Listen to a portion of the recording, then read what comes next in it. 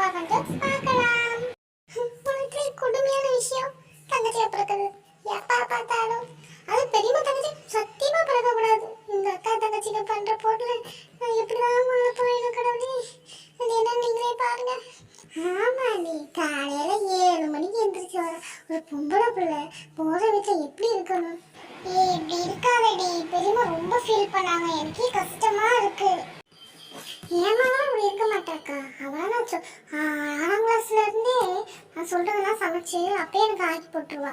அதெல்லாம் அவளை பத்தி எனக்கு எந்த பிரச்சனையும் இல்லை. இந்த முதலைக்கு 20 வயசு ஆகுது. நான் தான் ஆக்கி போட்டுக்கிட்டு இருக்கேன். அவங்க அப்பாவும் விடுச்சு எல்லா பிள்ளையும் விட்டார்.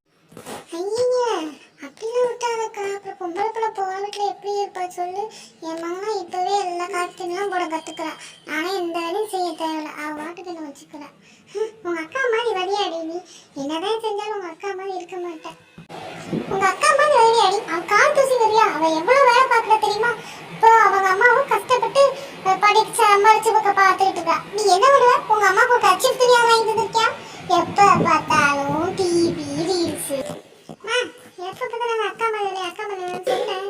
நான் அந்த வீட்டில் இருக்க மாட்டேன். அக்கா கூட தான் எதிர் வீட்டு பையன் கூட பேசிட்டு இருக்கா. நான் போய் பேசிடுவேன்.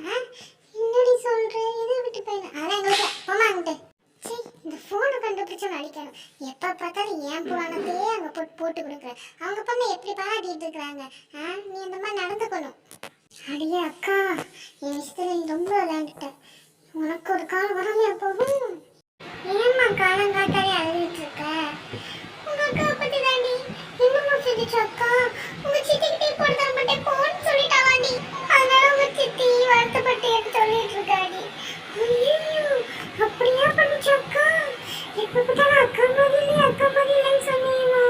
இப்படியே போச்சேமா. சரி பேசுமா ஸ்பீக்கர்ல போட்டு பேசுமா. ஐயோ, என்னக்கா அப்படி பண்ணிட்டீங்க?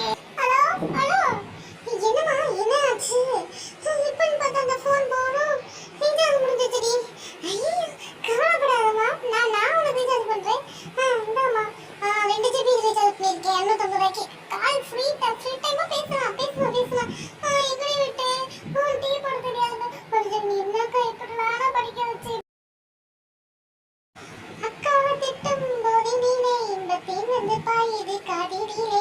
ஐயோ எப்படி இருக்கு? இன்னைக்கு காது குளிர்ச்சியா இருக்கு. இப்படி பண்ணிட்டாளேக்கா. அக்கா, இட்ஸ் மை டர்ன். என்னக்கா பண்ண? நான் ஒண்ணுமே பண்ணலடி. டீ போட முடியாது லைட்டா அதட்டேன்.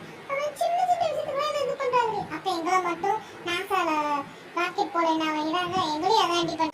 அதுக்கு போய் இப்படி வச்சு எனக்கு நீ ஆல்ரெடி தெரியும். அப்ப என்ன பேசுறப்ப எனக்கு